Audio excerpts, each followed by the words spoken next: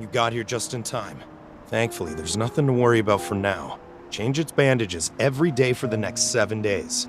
Seeing me nod, the veterinarian hands over a cardboard box with a fleece blanket inside. He walks me, the last customer of the day, to the door. It's getting late. It's also snowing, so be careful on your way home. As soon as the glass door of the animal hospital closes, a little head peeks out from underneath the fleece blanket. No. An hour ago, I had finished listening to a briefing for tomorrow's mission in another city. Just as I was about to head home, I noticed a silhouette darker than the night in front of my motorcycle. I got a closer look only to see the silhouette belonged to a frost-bitten dove. Picking up the dove, I rushed over to an animal hospital. And then I found myself in a troublesome situation. I'm going out of town tomorrow for a Wanderer disaster relief mission. How can I take care of you and change your bandages? The dove shakes its head and the snow falls off its wings.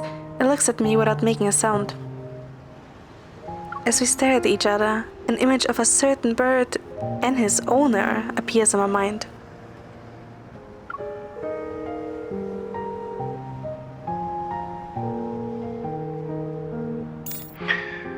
Speak. Sylus, you're just waking up around this time, right? What do you mean? In other words, can we meet up in the N109 zone? I need your help. The other person in the call is silent for 2 seconds. Feeling I might have sounded too harsh, I quickly add in a question. Is that alright with you? Depends on whether or not you can make it in time. There's no reason to keep someone waiting when asking for help.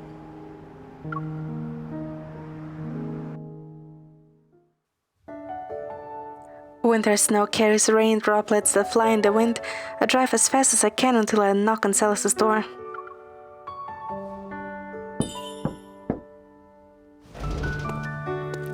Hello? I'm not late, am I?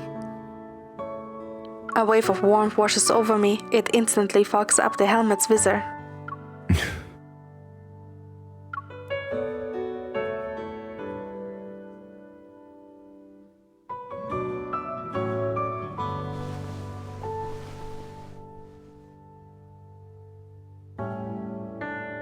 He swipes his thumb across the visor, allowing me to see his gaze that's looking down on me. It falls onto the cardboard box in my hand. This is what you needed help with? Yeah. So, while I was on the road... Hey, wait! Right before I'm about to prevent the door from closing, it stops a few centimeters before my hand. Since when did you start saying goodbye to someone who just said hello to you?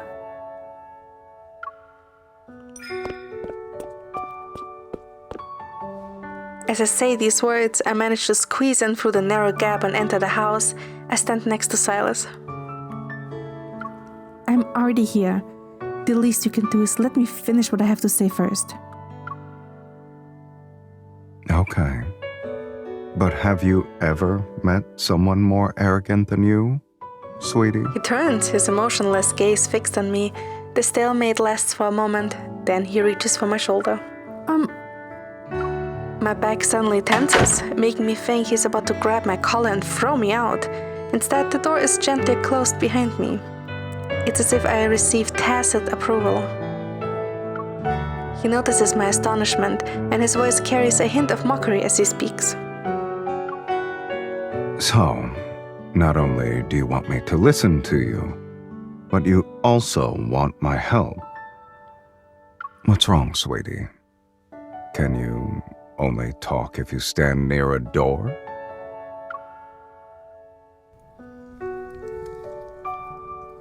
The living room isn't that much brighter than the night outside. The only source of light comes from a crackling electric fireplace on the wall.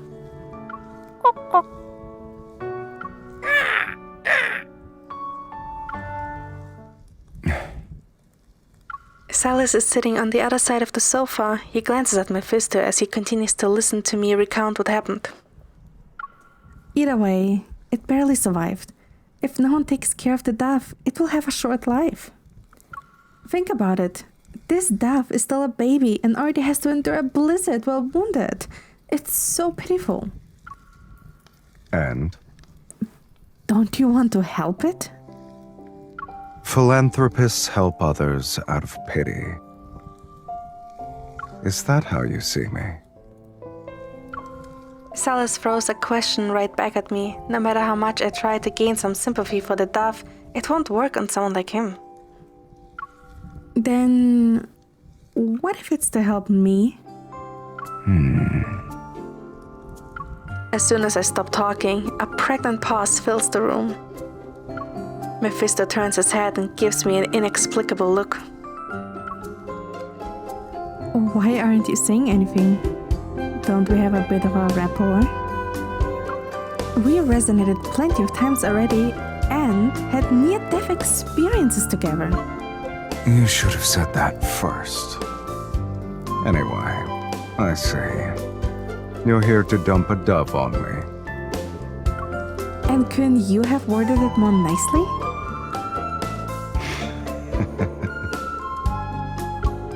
Sylus doesn't respond. He stands up from the couch and then leans down to carefully pick up the dove from the box. He makes eye contact with it, but his words are directed at me. When will you be back? Huh? Aren't you dumping the bird on me because you're planning to be a goody two-shoes outside Lincoln?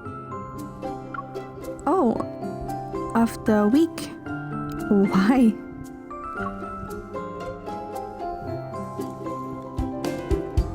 Sylus ignores the confusion in my words, turning his head to glance at the clock on the wall. I'll be waiting for you, here, Sunday, at 11 p.m. Does this mean you're going to help me? I thought we had a bit of rapport. Why else would I agree to care for a dove I just met? But our rapport is only worth 7 days. Be even a minute late, and I'll consider it as you exceeding the time limit.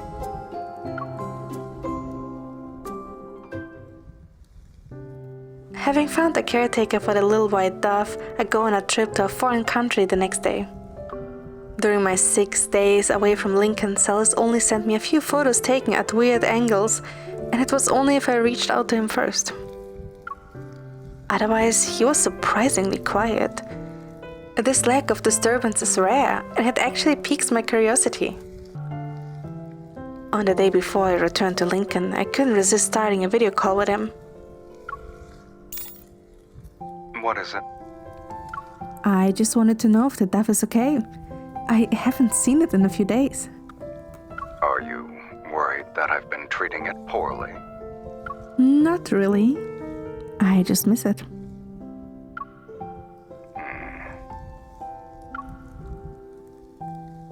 It seems to be fine. It's already spending time with Mephisto. That means you have taken good care of it. What about you? How have you been these past few days? Why do you ask? I thought you were worried about the dove. Yet here you are, worrying about me. It's because I'm concerned about Lincoln's safety. After all, you have been awfully quiet for a while. Who knows what evil plot you're scheming? Well, if that's the case, how I have been is none of your concern. I haven't seen enough yet. But I've seen more than enough. What? Don't worry about it. You'll be back tomorrow anyway. See for yourself. Ciao. Damn it!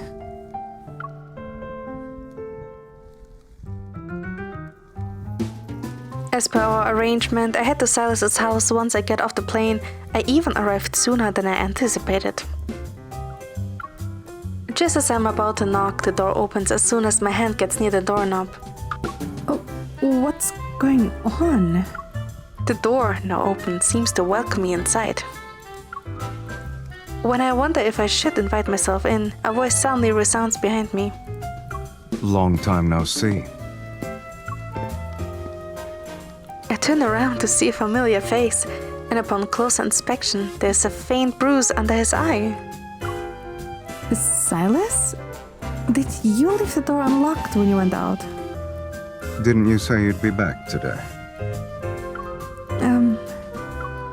I look inside the residence, which is too quiet for my liking. Where's my dove? It flew away. Just as I'm about to scold him, he whistles and grabs my shoulder to turn me around. In the distance, a white creature steps on Mephisto's mechanical wing and swoops toward me. Oh! The white dove, which was barely alive a week ago, is now like a bird of prey. Before I can scream, Sylus extends his finger. The white dove jumps onto it immediately. Everything's fine, huh? Why are you always messing around? Deceiving you is just too easy. The little white dove perches on Sylus's fingertip. It holds its head high and puffs out its chest before keenly scanning its surroundings. Could it be that spending too much time with you can turn a dove into a crow? You're overestimating a crow's capabilities. Following Sylus's gaze, I see Mephisto above the white dove, circling it. Though, it's possible for a crow to turn into a dove. Before I can say anything, Sylus closes the door and walks away. Oh, what are you doing? Are you actually planning to keep the dove as a pet? Can it be released back into the wild after a week?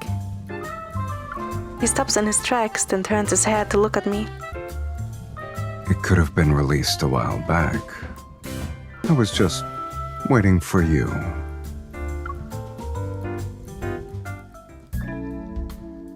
Today is a wintry night. It reminds me of when I first found the white dove. Snowflakes fall onto my coat. I brush them away and get off the back seat of Sylus's motorcycle. Nestled into my hand, the little white dove is energetic. It looks at the river view of Lincoln's downtown area in front of us. Sylus, why do we have to travel so far to release it? Oh, I know. You're worried the dove won't be able to find its way home, huh? You can actually be considerate sometimes.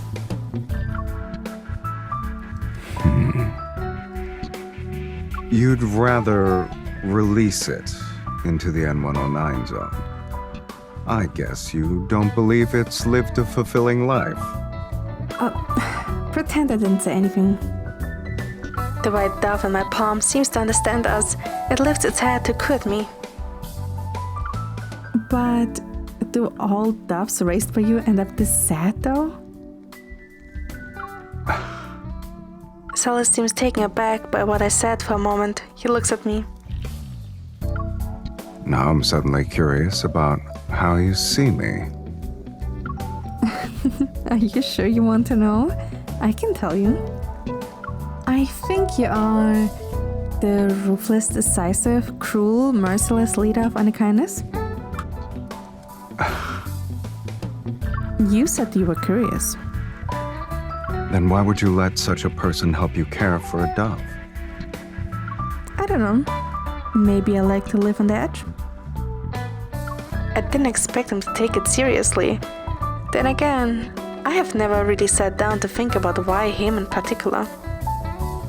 I just figured Sylus would be the perfect fit, so I chose him. And like you said, even a crow can turn into a dove. I kind of thought it'd work out in the end. What are you trying to say? Mephisto doesn't understand riddles. It's nothing. And I wasn't talking about Mephisto. This time, it's Sylus who's quiet. He appears to be shocked by what I said. I pet the little white dove, then I give it to Sylus. Since you have been taking care of it lately, I will give you the honor of releasing it. Sylus doesn't decline. He doesn't speak either. The white dove seems to understand what's going on. It flies and lands on his finger. Is there anything you'd like to say? Seeing me shake my head, Sylus takes his hands and throws the dove into the air. Go. I'm not sure if the dove understood us. It doesn't linger or look back. It flies toward the moon. And maybe it's a romantic coincidence or meaningful footnote that before the dove disappears into the night, fireworks explode into specks of neon and light up the entire sky. I turn my head to look at Sylus. There's a bit of surprise seemingly reflected in his gaze. Sylus, I have noticed that whenever you want to protect something, you always make sure to protect it well. Whether it's a dove or a person. Is it only when I'm willing? Yeah. Only when you want to do it.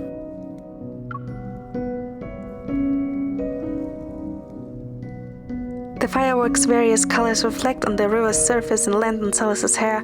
After a moment of silence, he speaks. You think too highly of me.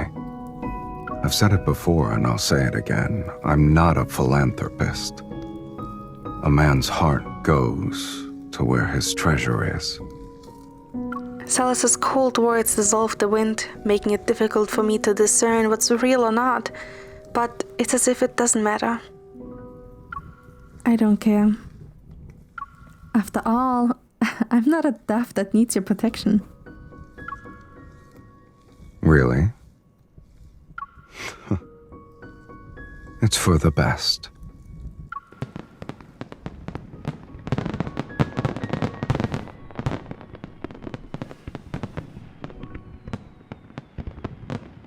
What? There's snow in your hair. Help me. In this cold weather, even a crow could turn into a dove. A crow? Try not to be the pot calling the kettle black, sweetie.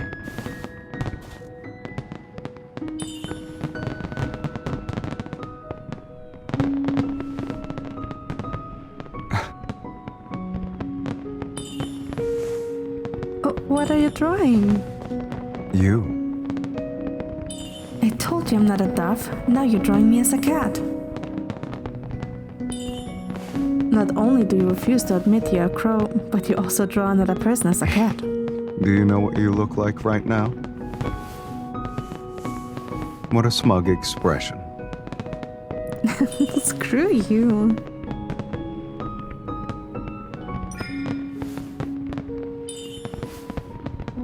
You still have snow in your hair. Should I deal with it? What, you want to deepen our relationship?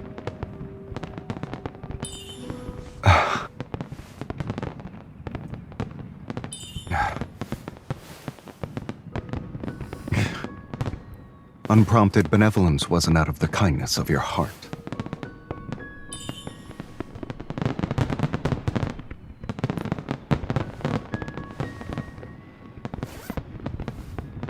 Not cold?